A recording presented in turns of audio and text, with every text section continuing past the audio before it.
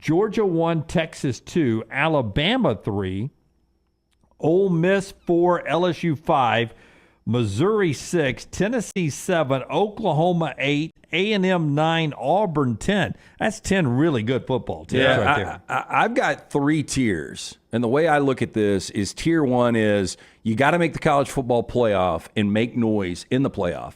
Tier 2 would be college football playoff or bust. And tier 3 to me is F around and do enough where you actually are knocking at the door to possibly be a dark horse to get into the college football playoff. And I've got 10 teams in the SEC that I think are in those 3 tiers. I wish Dennis Dodd or Bruce Feldman's tiers were like that. F around and get to that. So give me your tiers. Well, I mean, you guys tell me if you agree with this. Tier 1 on got to make the college football playoff and absolutely have to make noise. I'm not saying you've got to win the national championship, but I think for both Georgia and Texas, you have to make the college football playoff and make noise. So it's only those 2? Yep. But to your I'll get to the next. And there was a reason that I kind of didn't have one team up there. But to your point, Georgia is just 1 year removed from being back-to-back national champions. Should have been in the playoff last year. Probably was the best team in college football last year. And Texas was already in the semifinals last year. So I agree with you on that. Yeah, I would say whoever your next team is, and I would have Alabama there at 3rd, that's a home playoff loss in all likelihood. Here's what I would say about Alabama. I had them in tier 1 where you've got to go to a college football playoff and you got to make noise. But there's just not a lot of expectation. I think it was College Football Focus released their top 25 today, and I think Alabama was like 9th or 10th. Yeah. To your point, if Nick Saban had not retired, you'd have him them in the first category. Yeah, I think if you're an Alabama fan and you get to the college football playoff, and let's just say that you hosted a home game and you lost a really good home game, I still think if you're an Alabama fan, damn, that wasn't the easiest schedule. Year 1, DeBoer got us there. I think the future is really bright. So I think this is one of the few years, that you could say this for Alabama because Nick Saban, it was national championship. Especially if the recruiting class held together. I would just say, though, a home playoff loss is going to leave a bad taste in your mouth. If that's the way you go out, because you said get in the playoffs and make some noise. If you don't advance from a home playoff loss, that's going to be hard to swallow that one for just about any team. I still think Alabama fans will take college football playoff this year. I think I would too. Get to the playoffs, hold that recruiting class together. That's a sign that things aren't slipping. The other slipping. teams with Alabama on that tier are LSU, Ole Miss, and Missouri. If I'm an LSU fan, the money I'm playing Brian Kelly in year 3, you got to be there. Ole Miss and Missouri coming off 11-win seasons.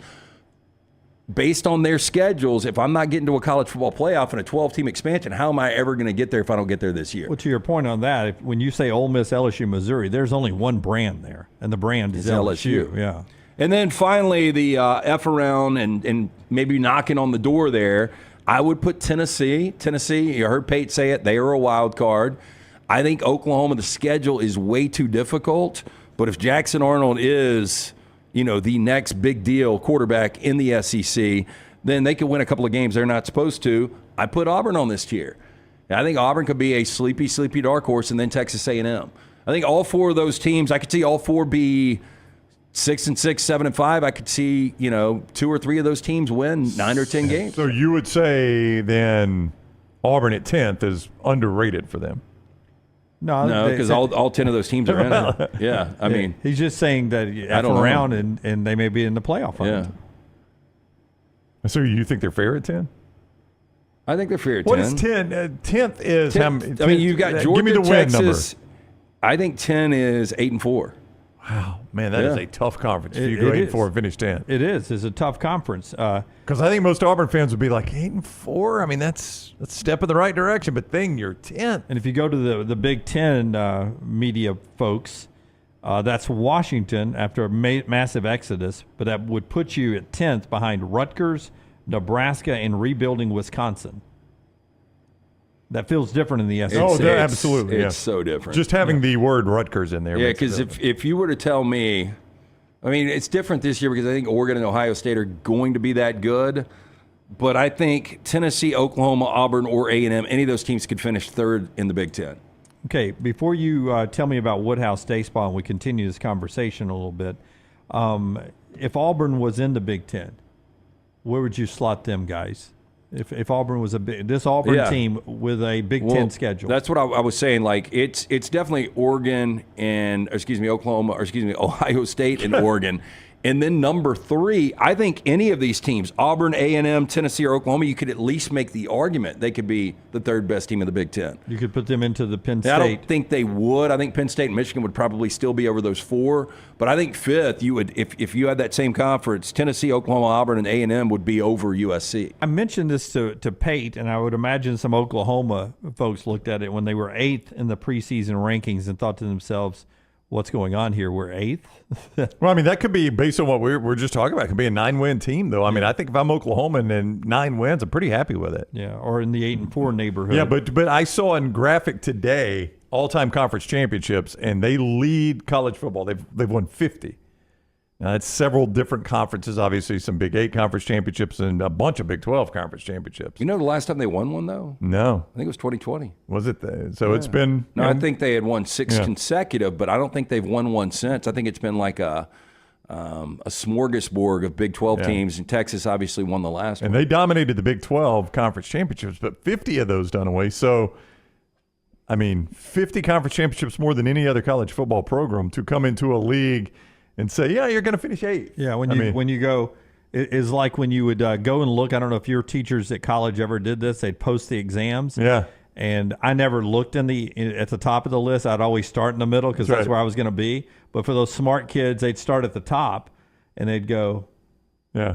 And then and for Oklahoma, they had to look and go, wait a minute. Where are we? We're at the think, median? though, based on schedule, if they had Texas' schedule, I think the expectation would be different. But from 6 wins to 10 wins in Venable's second year, now you're breaking in a first-year starting quarterback, and you're coming to the SEC with a brutal schedule. If they were to get to 8-4 with a first-year starting quarterback in this league with that schedule, I think that would be an accomplishment. So I'm going to ask you, better off, worst off, or same in the new era of the SEC?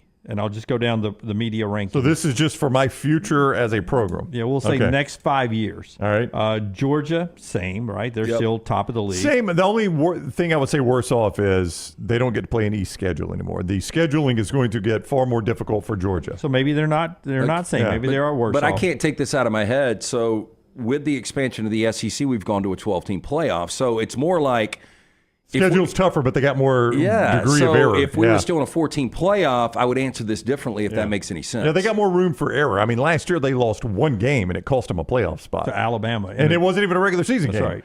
They lost one game and it cost them a playoff spot. That will never happen to them again. Texas, better off, same, or worse off? Texas is worse off.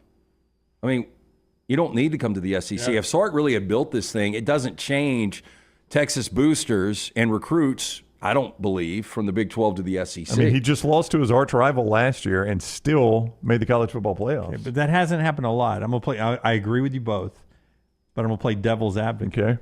Okay. Is there a chance that they have been able to increase recruiting and are on a momentum move now because they joined the SEC? I mean, they knew they were going to have to get better, and they've gotten better because of the SEC. Yeah, but like if my staff is out there and they're recruiting like at a different level now because they know they have to, I'm like, well, why in the hell weren't you doing that and just completely dominating the Big 12? Yeah. I would just say whatever record gets them into the playoffs in the SEC probably would have gotten into the playoffs in the Big 12 if Oklahoma and Texas had not come. Does that make sense?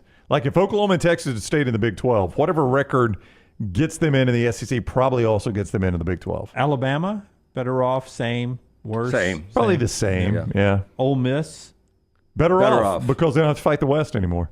Yeah. Oh, great point. Great point. Well, I mean, like this year's Ole Miss team, Lance, if they're 10-2, you think they're in the playoffs? I think they're in the playoffs. All right, last year's 10-2 Ole Miss team, they're in the New Year's Six bowl game. Yeah. Yep. Not in Atlanta. Nope. They're in the New Year's Six bowl game. So LSU is same, right? I'd say about the same for LSU. Yeah. Missouri, same.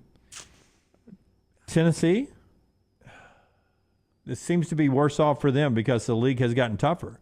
I think this moment in time, Tennessee and Missouri don't have to go through Georgia anymore in the East, so I'd say they're better off. I mean, it was awful hard to make a 14 playoff, not making your conference championship game. Tennessee's won one SEC championship game in the last 25 years. That is insane. Obviously, Oklahoma's worse off. I mean, a lot more competition. Texas A&M and Auburn are my last two.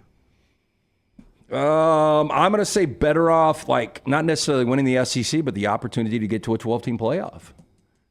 Yeah, I would say about the same for Texas A&M and Auburn. And maybe this is even better for the Alabamas and Georgias of the world, because I did Lance's Lock podcast this morning, and I was talking about ceilings and floors.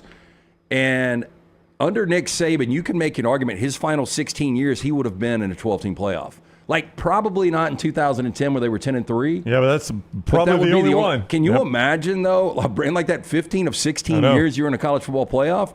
And I think the same can be said for Texas and Georgia. Like, I just don't see a world now with 12 teams where these teams year in and year out aren't in that playoff field. I will say, Pate, I didn't get to this because we focused more on what he did with Ole Miss. He had Georgia's the 10 seed. No, he had Alabama's the 10 seed, I think. And Georgia's the 9 seed, or 8 or 9 seed. I mean, you're getting awful close to Georgia at that point. Yeah, again, Pate said he was stirring it a little bit. He did. Ole Miss, man, he had him in the semifinals. We are going to see a rematch, I think, this year of a conference championship game in the college football playoff. And I agree. I think people are going to bitch and moan about it. And I think we're going to really start to learn, as much fun as these conference championship games used to be, they're not going to be nearly as much fun.